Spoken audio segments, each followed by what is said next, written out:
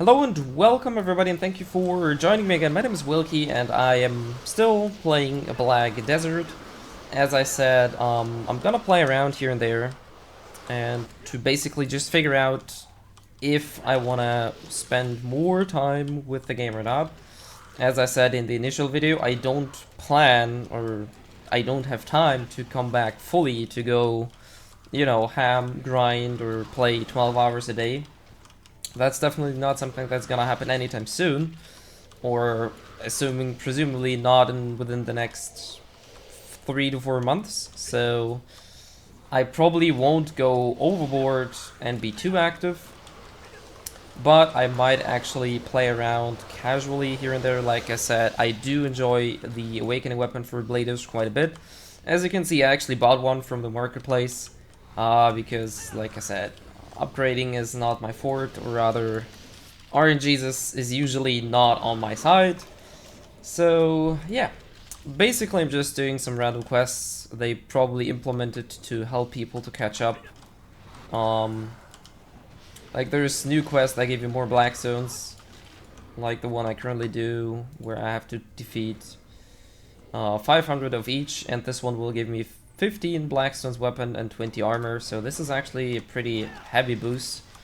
I mean, considering how easy it is to get Blackstones, it doesn't seem that much, but imagine people starting the game anew when they released or announced that the starting kit is gonna cost you 10 bucks only, so there probably were a lot of people that picked up the game then.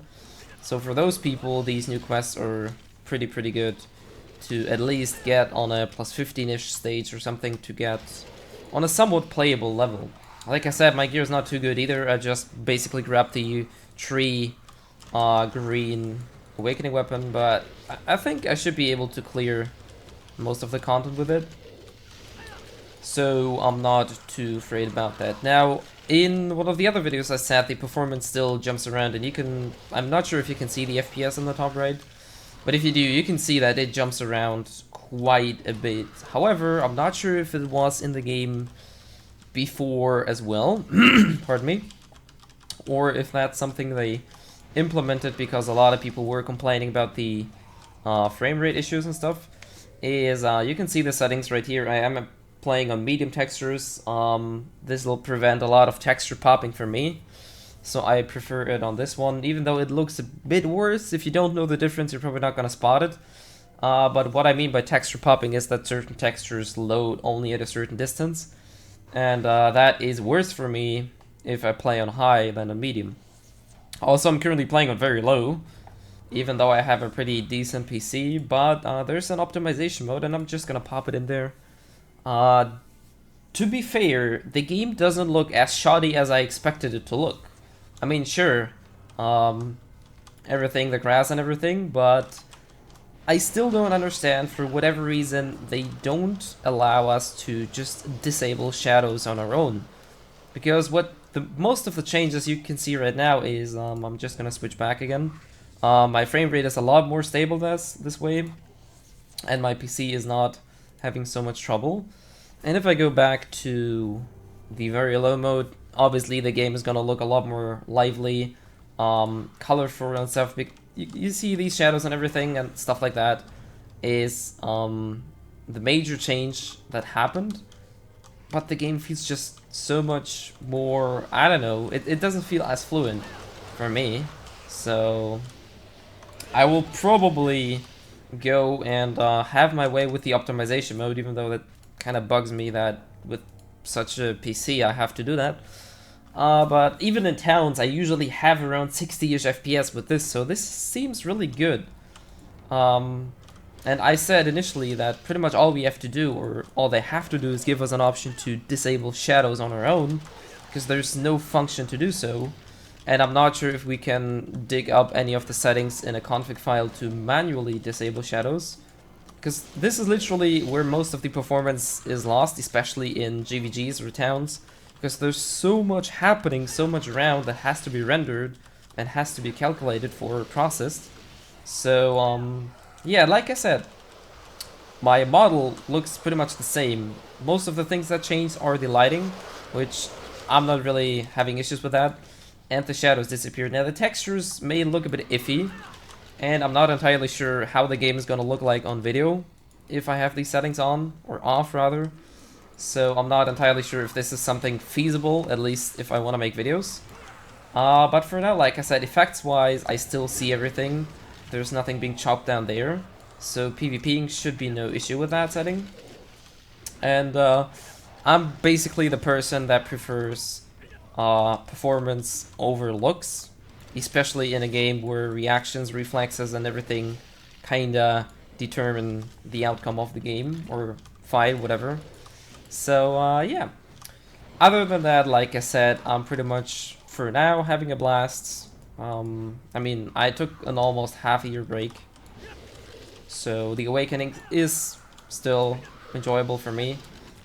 Seeing how slow the XP goes, well, I mean, I'm hitting low-level mobs, so no surprises there. There are level 61 people, I saw that. And apparently they did kinda reduce the amount of grind, rather they implemented a lot of features that will give you bonus XP. Like every day you get this either 1 hour 100% or 30 minutes 200% boost. So there's that, which basically allows you to double your experience for 1 hour every day for free. Plus there's guild XP and other stuff and XP events. So there's a lot of stuff going on to actually reduce the amount of tedious grinding that has to be done, which is really good. But yeah, other than that, like I said, PvP wise, I have no experience at all. I talked with a couple people that I played with back then, and they said the server's actually doing pretty decent. It's not obviously as full as it used to be, but keep in mind that the areas that people can now play on, well, I guess almost doubled since the beginning of the game, or at least 50% more. So there's bound to be less people or less density in certain areas. But other than that, like I said, I'm pretty much in the determining phase whether or not I want to play this game. More or less active, or semi-active at least. And yeah, as I said, I will make kind of like a showcase video where I'll showcase the skills of the Blader. For now, I'm pretty much familiar with the skills I have right now. Like I said, I'm missing 3. So I can't showcase everything of that, but other than that, I mean, the Bladers, or the people who play Blader, I'm fairly certain they are 56 at least, because that shouldn't take too long these days, especially not with all of these XP events. And yeah, other than that, this is pretty much going to be a rambling video where I'm just gonna finish this quest and gonna see what this is gonna be like. As you can see, it feels, I guess, more repetitive than Blade because of the different types of skills and stuff, but basically, at least for now, it's gonna revolve around your spinner, I think it's called, if I'm not mistaken. No, spinner is the one for attack speed, but crosscut is super good, especially since it buffs your 10% crit for 10 seconds.